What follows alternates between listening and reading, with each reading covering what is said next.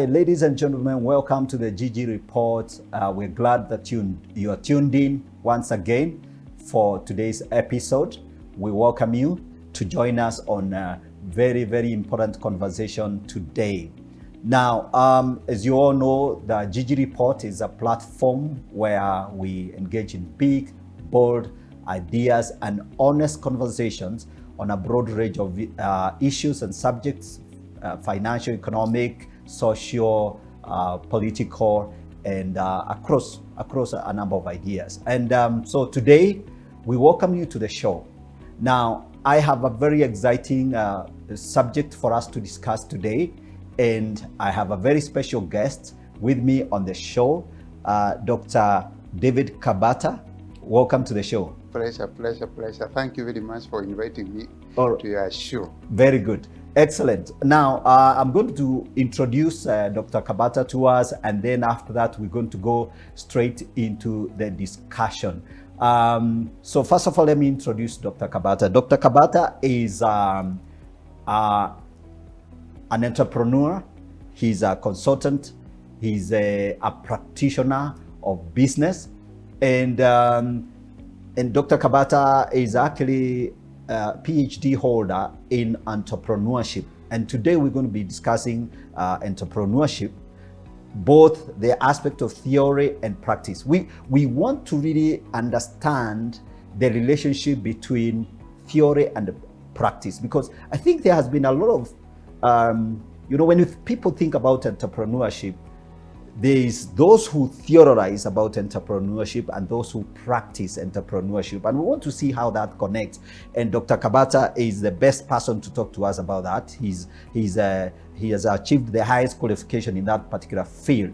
And so I'm going to ask you to, first of all, share with us your journey, your academic journey. Where did you begin? How did you end up, studying entrepreneurship up to the PhD level? Thank you very much, Gigi. Allow me to start by saying that I started by doing economics. Okay. But when I was doing economics, I got a lot of interest in what was happening in the world of business and also entrepreneurship. Mm-hmm. One of the things that I think you already know is that entrepreneurship is a small field in economics, a very small field in economics. Okay. And therefore, after I finished my undergraduate, I was employed in the banking industry. Okay. And now, the most important thing that happened in the banking industry mm-hmm. is when I was referred to the informal sector, Kariobangi, to work there. All right. Yes. Now, what happened is that I would go around there and see these Juakali people in a small sector who are doing small things, doing things you could not be able to imagine. Mm-hmm. And many of them would tell you they have never gone to school. Okay. And therefore, I wanted to understand more. About why is it that some of these people are so successful, yes, and they do not have some of these big achievements in education that we have. Mm-hmm. And therefore, after working for 4 years in the banking industry, I decided to leave the banking industry and go back to school. Okay. And by the time I was going back to school, I already knew what I was going to do. Okay. To pursue, that is entrepreneurship, because I had sat down with these people in the banking industry. Uh-huh. Learned about how they do things, mm-hmm. and I wanted to take it further now, theoretically, to really understand them. Mm. So I went to KEMU, I did my master's in entrepreneurship. Okay. And then I just decided that maybe I can continue with my life, my education life.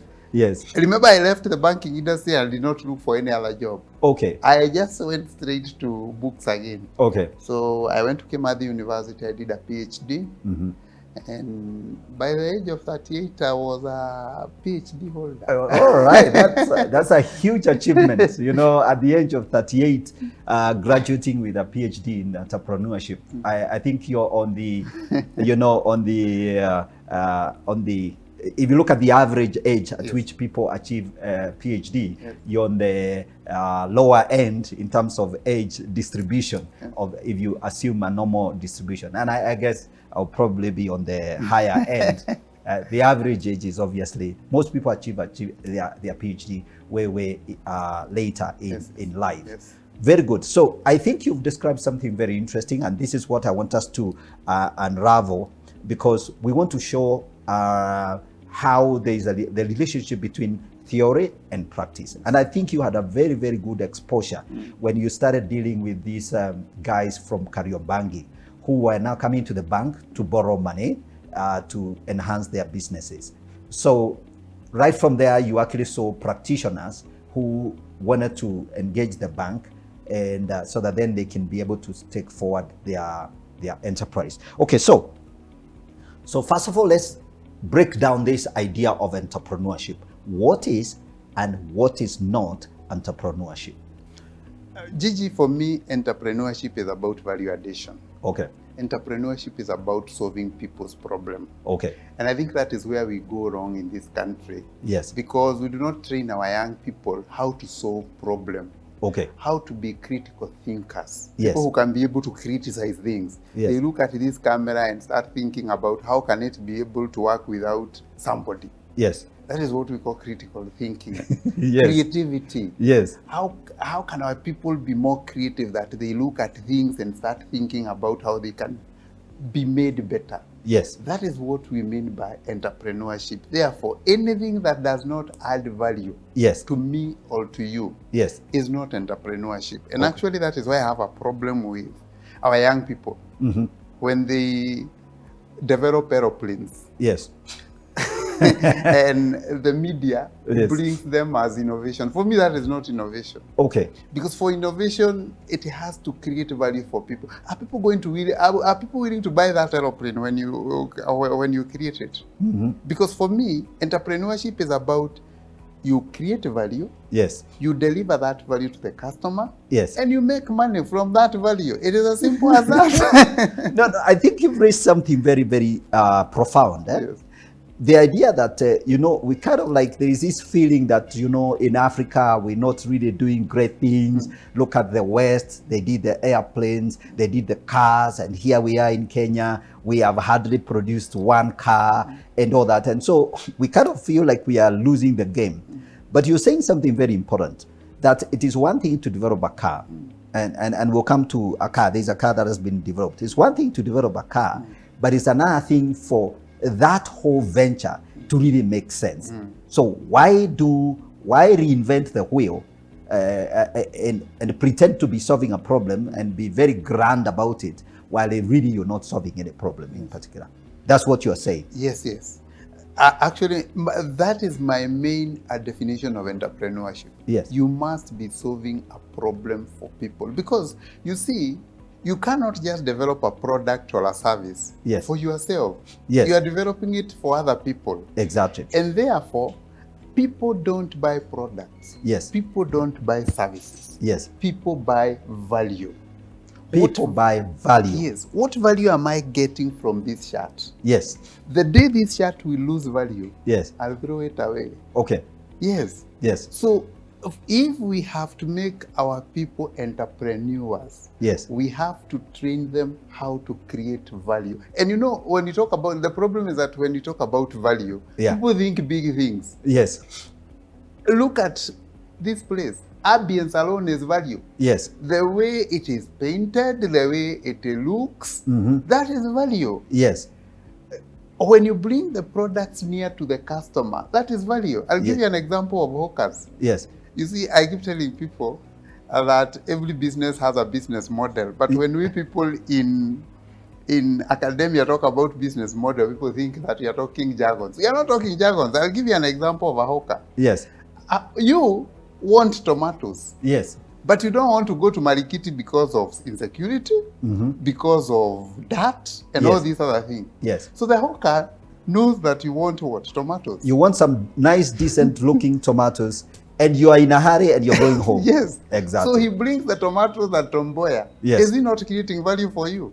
He is, by bringing them near to you. Yes. That is how simple it is Yes.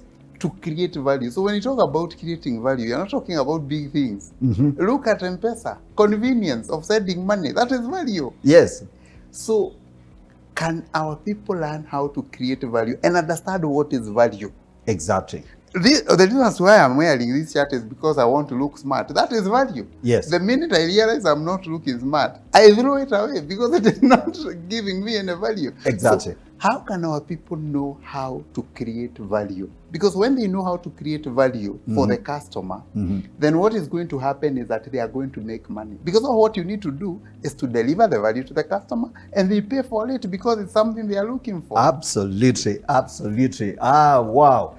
I believe that you already engaged so seriously. By the way, we have contact numbers running on the screen. If you have a question, you have something you like to contribute, or you'd like to engage in this conversation, please, you can send a text or call the number on the screen. You can also go to our Elevate TV Kenya YouTube channel and then make comments when this program runs on the YouTube channel, and engage with us, and we can get in touch, we can answer your questions. Excellent. So I think what you've said is the idea of an entrepreneur is someone who creates value, and that must be the bottom line. That must be very, very clear.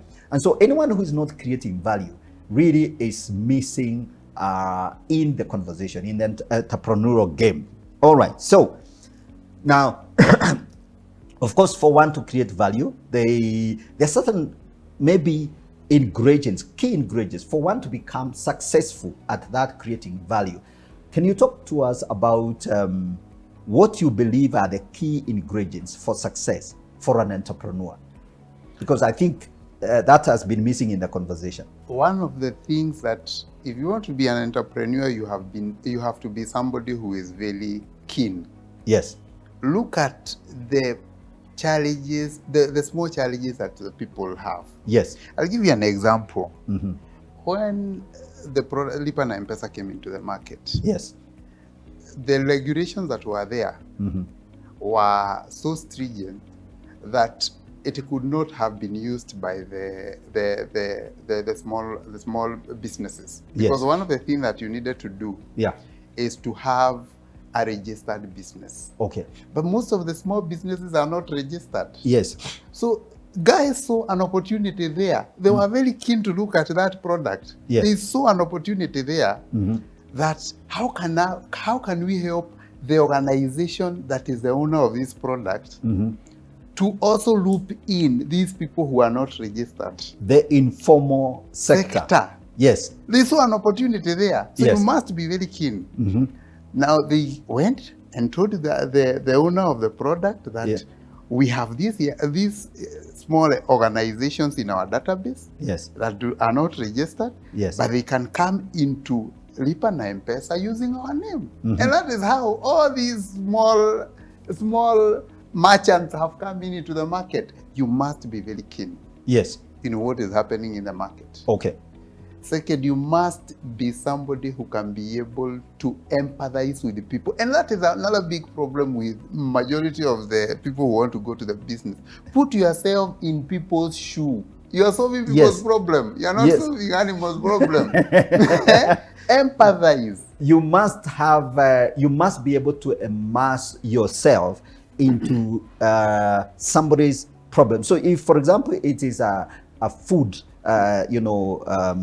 product you're developing, you must imagine yourself that how do I solve this problem? You know, I mean, I want some, say, packaged tomato flavor of some sort, and I've always found myself looking for this thing in the kitchen, and I don't seem to find it. How can I make it possible? Are there other people who are struggling with this same problem? So that's the empathy part of it. Yes. Wow. Go to the people. You see, the problem with us is that, and that is why sometimes I fight business plan. Yes. I hear majority of us believe that if you have to be in business, you have to write a business plan. But that is not the way.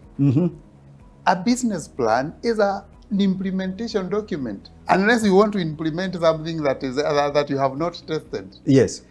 Because when you tell me that you want to make a financial plan for your business that you have not started for 3 years. Yes. Are you normal?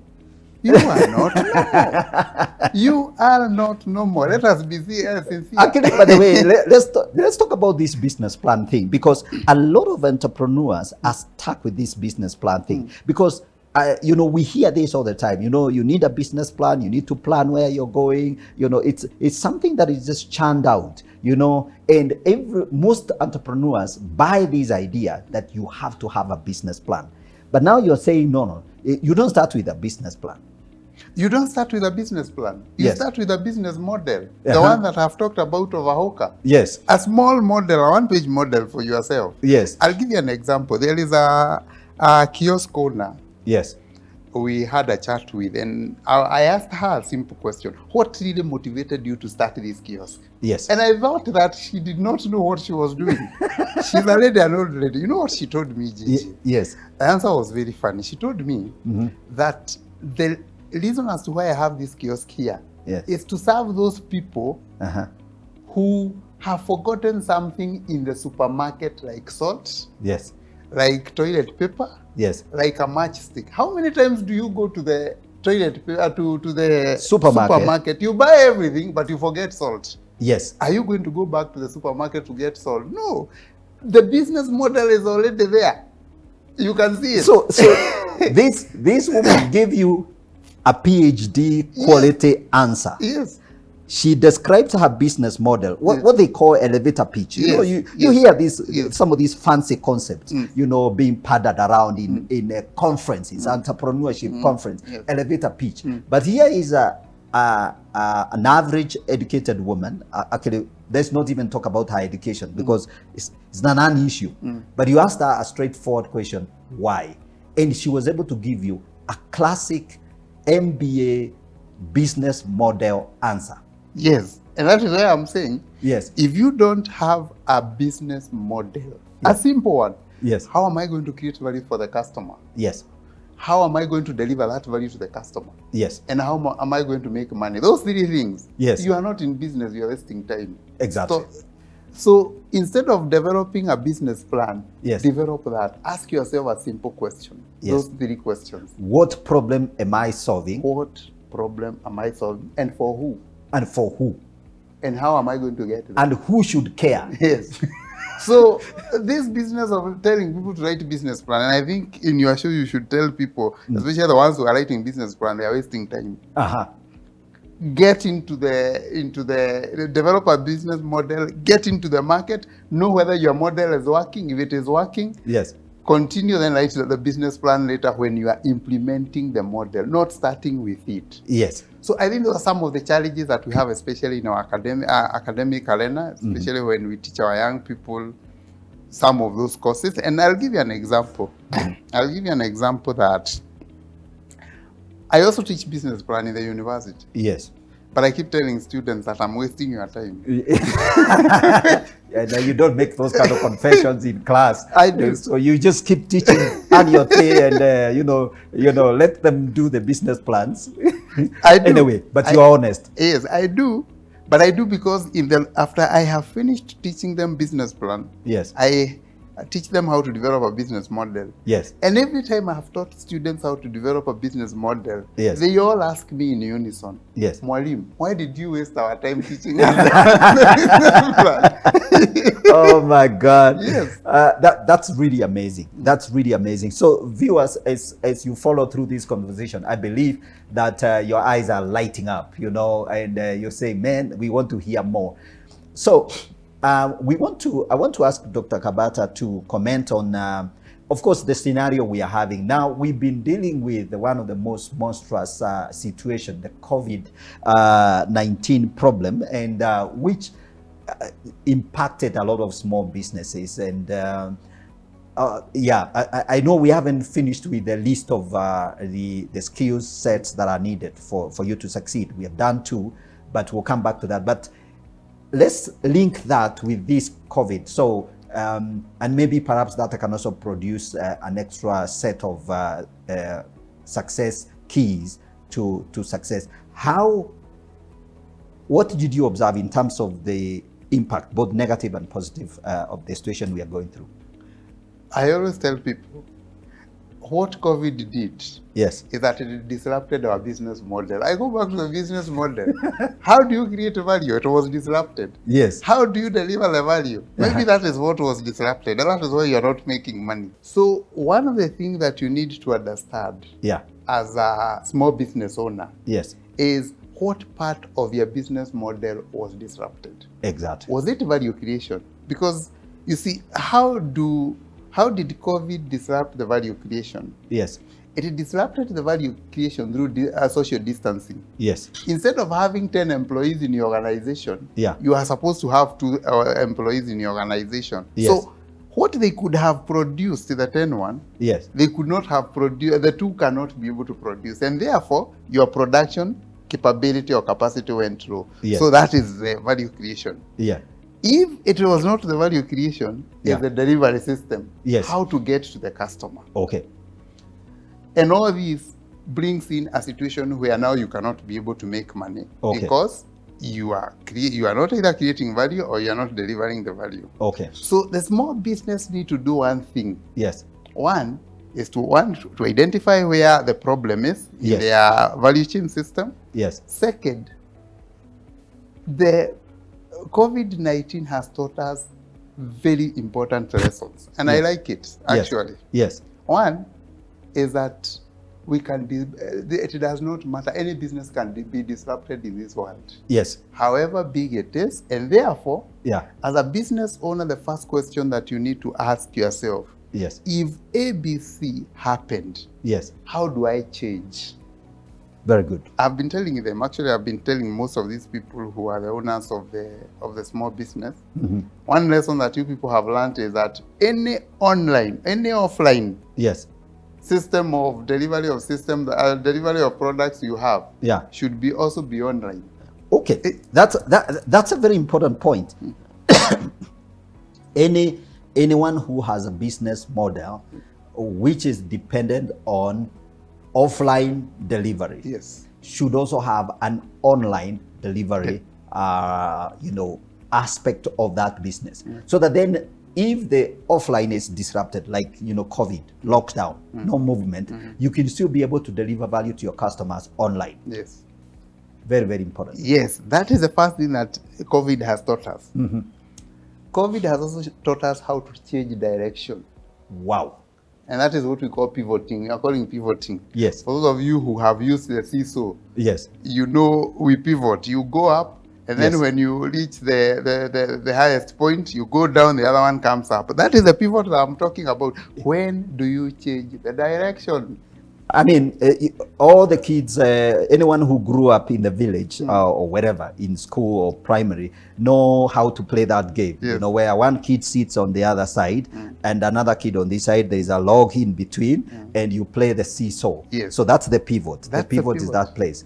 And the game is playable by the other person letting you go up, and then you also push it, then you let them go up, they enjoy the up. So the pivot bit. So you're saying in business the same principle works. You have to pay attention to how the movement, to the pivoting aspect of your business. When something goes up, then what needs to go down? That kind of thing. And so I know we want to go into that and break it down a little bit more in terms of how you can utilize the idea of pivoting to make your business better. So you've said, I want to summarize, one of the most important things that COVID has taught us is the idea that we must be able to see what changed and be able to assimilate those lessons. How the disruption changed the business. What changed? Is it the value addition in terms of production? Is it the delivery of value to the customer that changed? Is it the channels that had to be different and that kind of thing? Okay, so so that is the lesson. In terms of the impact on the entrepreneur himself or herself, what should the entrepreneur take on? And I want you to just mention one thing, and then we go on a break and then come back to the other aspect, the entrepreneur. Now, for the entrepreneurs, COVID has also taught us about innovation. You must be very innovative and creative in your business. Yes. Because these disruptions are coming. Actually, this is a game changer. Yes. I keep hearing people talking about normal, going back to the normal. We are not going to go back to the normal. This is the new normal. Yes. We never used to teach online in the universities. Yes. Right now, we will have blended systems because we have already tested the system using the what? The COVID-19, during the COVID-19 Yeah. This gave us the platform to test a rather very, this is an idea that universities have taken so much time to embrace. I mean, you have been in the teaching, game for a long time, and it was very, very difficult to persuade students, even students, to come online for a teaching. But now we have tested it for like a whole year. So for the entrepreneur, you're saying that the entrepreneur must be able to embrace what? Change. Yes. They must be ready to change and be champions of change. In other words, the most important lesson for us as we go into a break is, as an entrepreneur, one of the things that you must embrace is the idea of be ready for change. Be ready to shift and embrace things that disrupt you, and be flexible enough to shift direction. So we'll go on a short break. When we come back, I'm going to ask Dr. Kabata to comment on a few other things. I think we'll go back to the list of some of the key factors for success, and as we unravel this, and I hope you're enjoying this show and learning that indeed there are ways you can do business and be successful, and entrepreneurship is a wonderful journey, which is good for all of us. All right, so we go on a short break, then we'll come back and continue with the conversation. All right, great. Thank you.